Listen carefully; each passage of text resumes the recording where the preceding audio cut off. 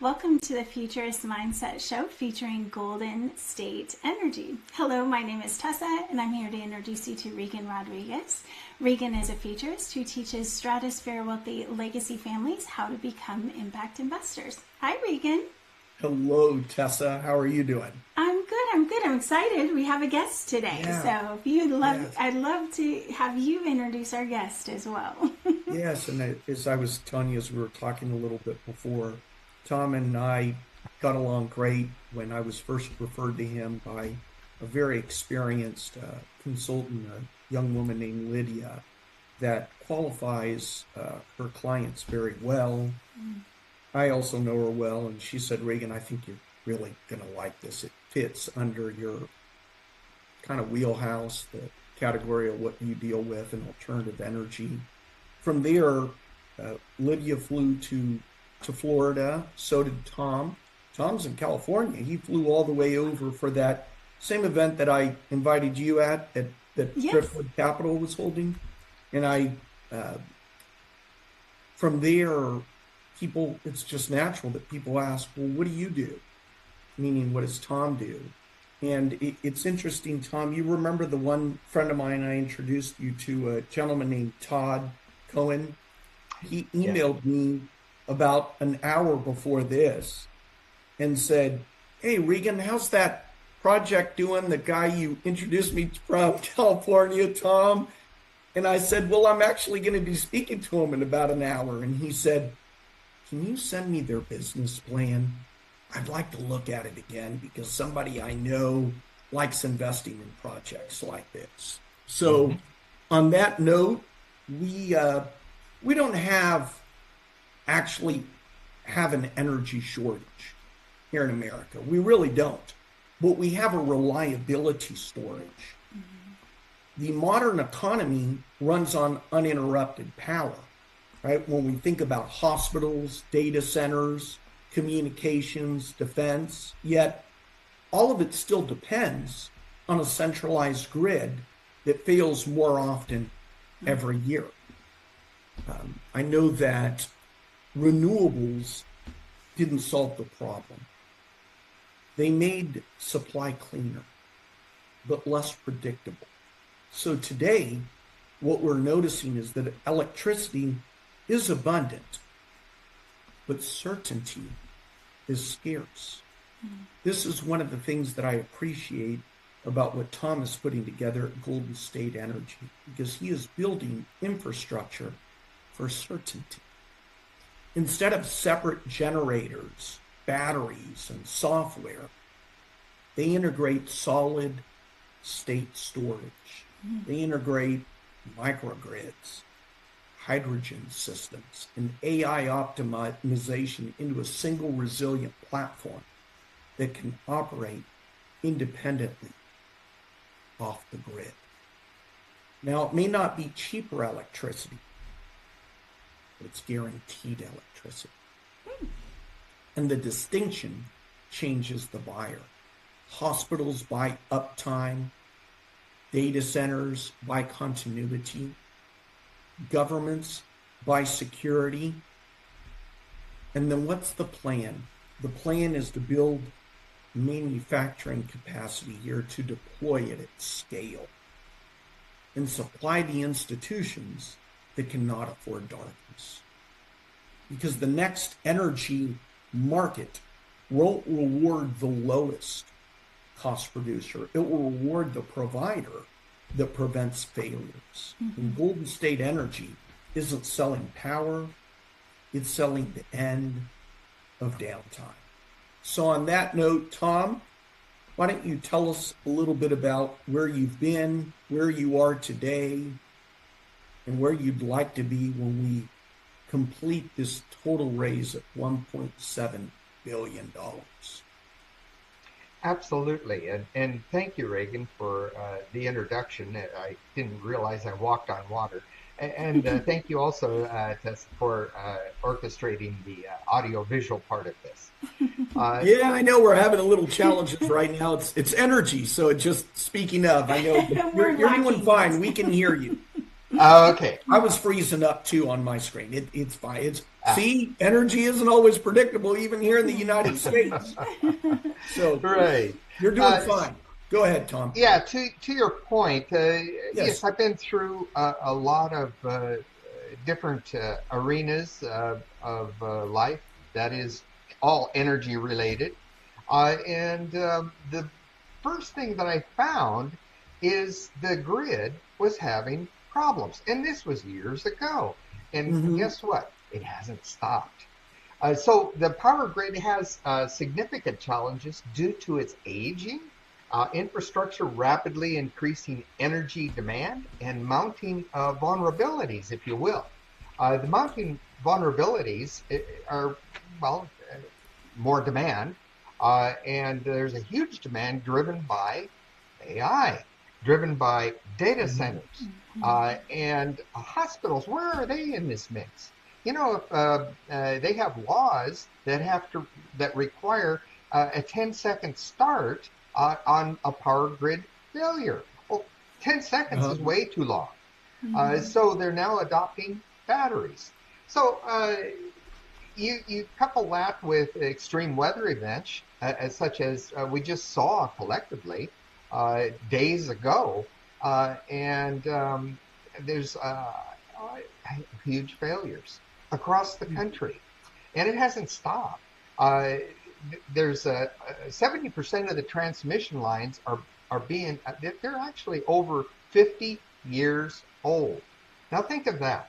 If you have a transformer that's 50 years old and electric wires that are 50 years old. Yeah, Thomas Edison is still around in some places, I suppose. He is, in fact, in San Diego at one point at the Hotel del Coronado. He wired that originally, believe it or not. So the California grid operator, I've been over there in Folsom, California, they had to curtail 2.5 million megawatt hours of renewable power because the problem was they had nowhere to send it. So that was renewable energy wasted. Also, while they were pushing electric vehicles all along the way, they found out that they had to rely on the public to not charge them. They begged the public not to charge them because it would collapse the grid. Well, how can you promote one thing and demote another thing? It just doesn't make sense. So here's where I'm seeing how we can make an impact here. Our vision is to fundamentally harden the power infrastructure by, I don't know, enabling mission critical areas, institutions, that is, even hospitals. It doesn't matter. It's across the board. They can use batteries as a backup to their other generation sources. So it transitions seamlessly. They don't even know there was a flicker out there. So and depending on how it's engineered, we can deliver it 24/7, and there you have the foundation. Now, the opportunity is for us to do just that. How are you going to do it? Well, the first response was to grab a battery.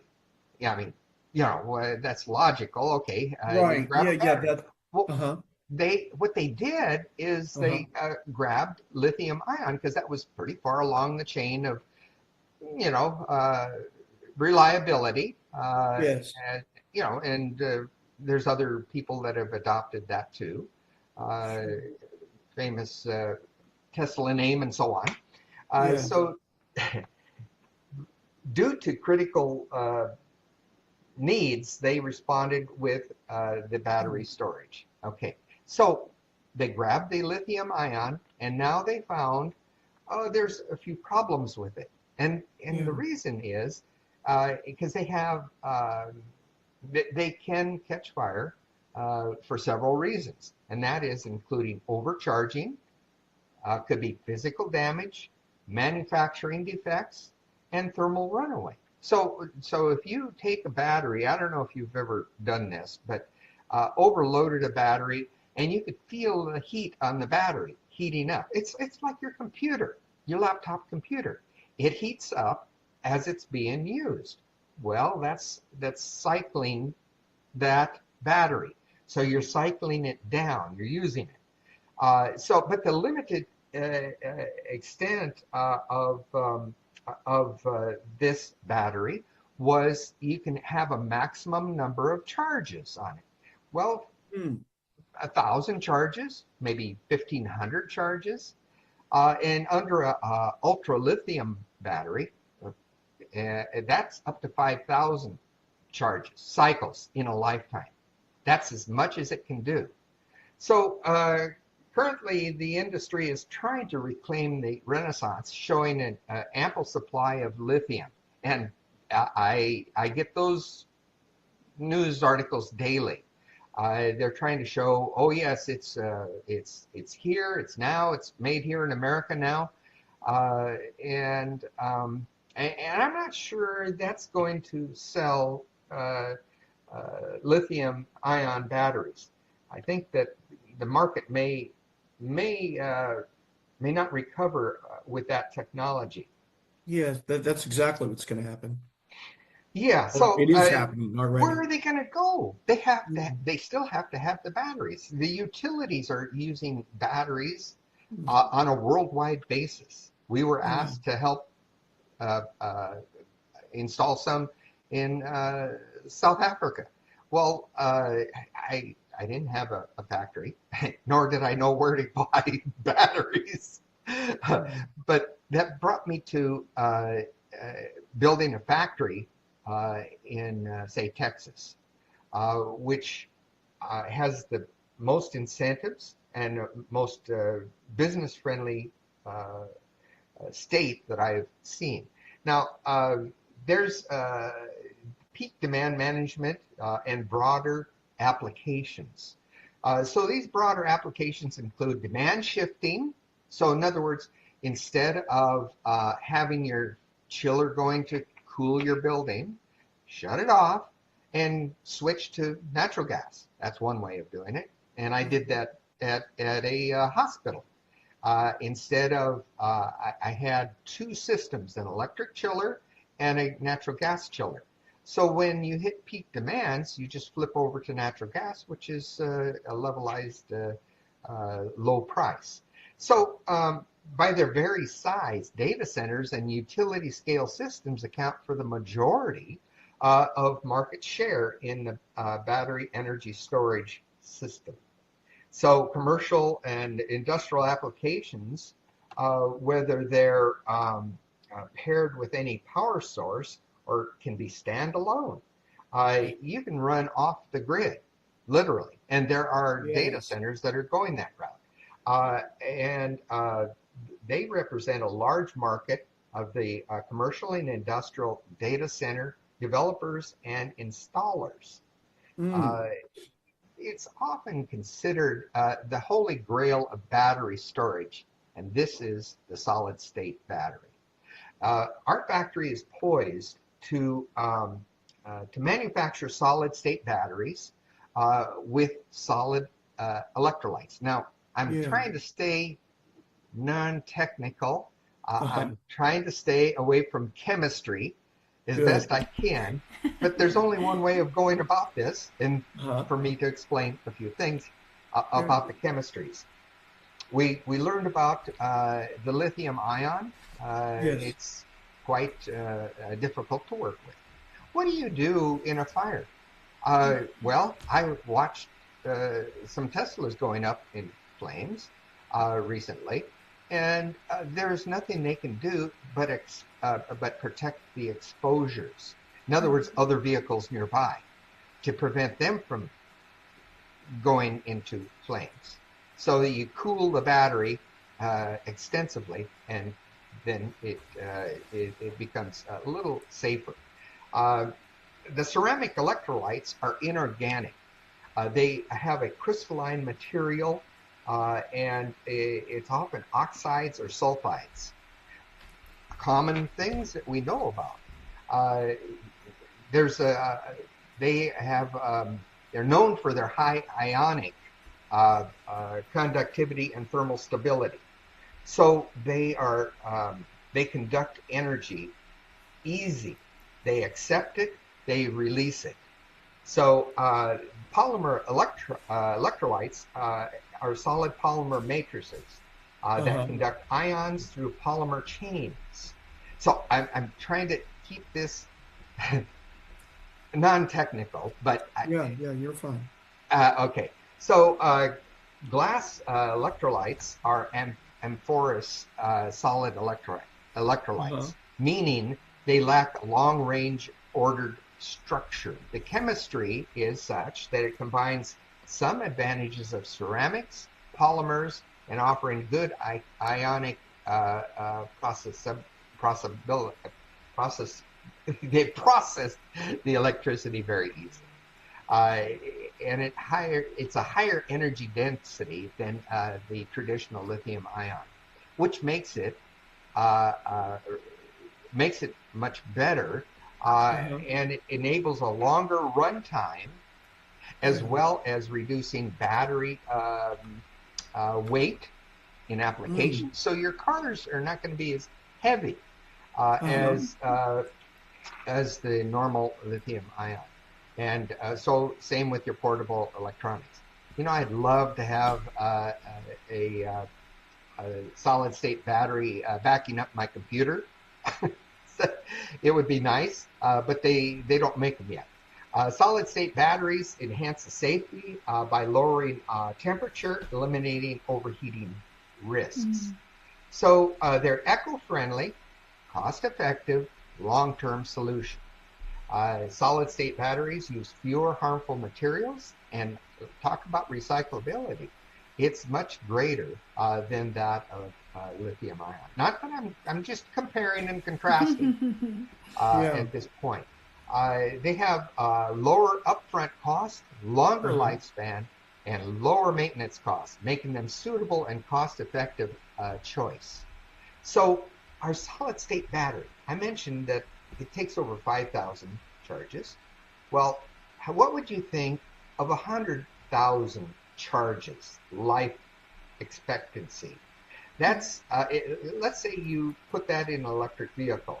That electric vehicle would outlive you if you didn't get into any accidents, and minimal maintenance. So our system operates, and I mentioned earlier, it operates seamlessly. It's a seamless transition to the from the electric grid to other generation assets, or even a microgrid. And I will certainly have everything that I've been talking about, including the microgrid, built into our system. The packaging is stackable. You can't believe how easy this is. Let's say you have, go back to the car as an example. You have a limited space to put the batteries. Well, the battery modules come stackable. So they come in about, let's say, 8.5 by 11 inch, and I'm giving you approximate numbers, size. And you plug them in. Plug them all in a parallel configuration. And they add incremental modules depending on what you need them for. Let's say you have a motorcycle, and it's an electric motorcycle. You get, let's say, 180 miles using our battery, and you want to go further before you have to charge it. Okay, so you stick in another pack. That gives you another couple of 100 miles. So what do you do when it runs out? Oh gosh, you find a charging station, plug it in, and 5 minutes later you're back on the road. 5 minutes. That's how fast these batteries charge. And you can't tell I'm excited or not, but yeah. I love this stuff. It's a full power transition to a microgrid or emergency power when you have it hooked up to a building or in a microgrid. Drones and motorcycles. These are used it can be used in motorcycles and drones. Now, think of drones, for example. If you use drones, the military uses them extensively. Yeah, it's been on the news a lot lately about that. Yeah. Yes. And if they're used in the drones, my gosh, the extended range that you have. So I call this solid state battery is a platform technology. And from there, we have, by the way, proprietary software that controls the solid state battery in all cases. So that's pretty good. Now, how are we going to implement all of this? I have the practical steps in making that happen. I have made contact with a 110-year-old company. It's called Black & Veatch. I've worked with a number of companies over the time, Brown & Caldwell, Fluor, Jacobs Engineering, Parsons. These are all the big names. So is Black & Veatch. Yeah. So they have extensive experience in the battery energy storage industry. We've executed NDAs and that sort of thing. So Golden State Energy's been working with them on a coordinated budget for engineering, layout, and construction. I get my feet right into it. And we have developed a master compliance checklist. They are in concert with our goal of 18 months first delivery schedule. And then, of course, 24 months, we're finished. And one bonus that I wanted to bring to the table, we're working with a quantum computing company to bring this to our manufacturing facility. You know, we have clean rooms and that sort of thing. Yeah. Well, there's a heartbeat somewhere here. And that would be computing, where we can use quantum computing for AI-driven planning, logistics, receiving through shipping. My gosh, and manpower management. Say you have a dozen people calling sick one day. What do you do about replacing them? Well, through this computer system, you're able to think faster and resolve your problems right away. We have the opportunity to secure a first mover today by starting to explore these specific problems in computing. So quantum computing we're going to be testing that. We're looking at it for our battery. It looks as though that it'll be a good supply chain optimization and logistics and more. So going back one step, and I'll be finished with this, our vision is to fundamentally harden the U.S. power infrastructure. I said that up front. By enabling mission-critical institutions. And with that, these are hospitals, data centers, and so on. To put a punctuation point on this, Golden State Energy is in early discussions to enter into a LOI, letter of intent, to purchase most of our production for the first year in large data centers, both in America and foreign countries. So there is a demand. We know where the demand sits. All people have to know is that we exist. Marketing. Yes. You know, I was writing this down because I didn't want to forget, Tom, that do you guys remember when we were driving to the JW at that event that there was this Capitol Grill that was on the left-hand side? Yes. And I had mentioned to you and Lydia and Melody that I said, that's how I got started, guys. I got started doing workshops at the back end of that restaurant. And that's how things grew.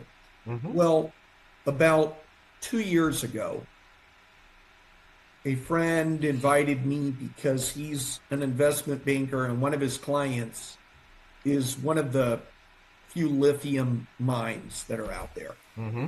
And they're already up and running. They've got umpteen investors. I mean, they raised over 100 million. Mm-hmm. And he said, Reagan, we're doing what you used to do. We're doing an event at the Capitol Grill. I said, look, man, I'm busy. I can't, it takes so much out of my schedule. You know the way it is, guys. Go to Brickell, although it's just, a few miles away, it can take an hour, right, during lunch and then come back. And I was like, look, I'm not going to invest in it. And neither are people I know. And he's like, Reagan, it's a free lunch. I need your butt on a seat. I said, I got it. Fine. So I show up, and this guy did not do the best in presenting. And not only that, speaking of the burn rate is 400,000 a day with all of their employees that are mining. So they're clearly there to raise capital because they're in trouble. They got a burn rate. Mm-hmm. They're publicly traded, and they've gone down to 25 cents a share. Mm-hmm. So they've gone from $1 to 25 cents. And this guy had the gall to say publicly in front of everybody, oh, this is a wise move. Because if it goes up to $1, you now got a 4 times return. And I'm thinking, dude, I'm hiding from this. This is like, I hope nobody's got a video. This will be like on American Greed or something. Well, I exchanged phone numbers with a gentleman that was sitting to the left of me or to the right of me at the table. And he contacts me about almost a year later. And he said, Reagan, I had already invested. I had already put in a lot of money. So I was there to find out what's going on. And they were pitching that it would go from 25 to $1. I said, it's not going to do that. Not in my lifetime. It's not. They got a burn rate of over 400,000 and they're not making money. Mm-hmm. And he said, well, I don't know if you saw what their stock at. No, I don't want to have anything to look at anything that they, and he says, well, it's gone down. It's now at 11 cents. What would you do if you were me? I said, the moment it hits close to the 25 cents at where you sell everything. So on that note, Tessa, why don't you show the page? I want to show his pitch deck that we put together for him. And I'm doing this just because I know that a lot of our audience or people that watch this want to learn how you investigate, how you look into a business. Yes. And that's not it. That's all of them. But I'm not yes, I'm going to show where to get to this. So we click on the portfolio. You're doing great, then. Yes, so we click on the portfolio. Good. And then you go down to the bottom where we have Golden State Energy. Yep. So then just click on offering, and once you're inside here, you can see and download the PDF. And then if you want to get in touch with Reagan about it, you click Invest Now, and it goes to a contact form. So you can reach out to him to talk more about it. All right. And then, but I'm going to pull this up so you can see it. Yeah. Yes. This is just a tip for everyone that's on here. This is a trade secret of ours. So what this company did was at the very beginning, the first page is they put the company team. Mm-hmm. Because what this guy did to convince us is he recruited a good team. Well, what does that mean? So what do? We start with the vision and let people see the vision. Keep scrolling a little bit further below. And then we talk about the summary. So where you see right up there where it says we also summarize it so that they have in mind the end in mind. And then we talk about the challenge, as Tessa just had, but she screwed it. I'm too fast. You didn't screw it. You scrolled, not screwed up. You didn't. You scrolled too quick. The challenge. I don't call it a problem because problems are that we can't solve them. We have a solution. Now you can go further below. Now we go. And so you now see that we mentioned the solution. And then scroll to the next one for me, please. And then, yes, there is competition. And whenever people say, no one's heard of this, nobody's doing this, great. I don't want to have anything to do with it. You got to come up with some kind of competition to this, and then there's got to be a plan. And he has a plan around it. And then we put the team. And why do we highlight Tom? Because he is the main person of the team. Let's not try and convince everybody by putting a bunch of people on there that really aren't on the team. Then we go into the milestones. And then we go into the financials. Some people try and also convince people by putting the financials up front. Let them see the rest, and then they'll be just itching to see the financials. So that's it. In less than, and then you see the conclusion. So within less than a minute, I think I just showed you what you want to look for when you're looking at a business to invest in. Don't let them fool you by saying, look at the company team or look at the numbers. I mean, anybody on a spreadsheet can make it seem as if there's going to be millions. Let's look at what the overall vision is. Look at what the challenges are and how well they can overcome them. And Tom, we're my goodness, you're speaking of grid is not doing so great. Let me see here. Wave my hands again. We can hear you. We've lost your Just video, but that's and that happens with me too. I mean, this is why we normally pre-record on a Wednesday, and so then we Tessa then has time to download it and put this live on Friday. Well, there was this bit of an ice storm that happened where Tessa's at in Tennessee. So she said, you know what, the internet's not the best. It is, but it's kind of, I said, it's fine. I'll send them an email. We'll just pre-record on Thursday. So, guys, we're supposedly in the great US of A.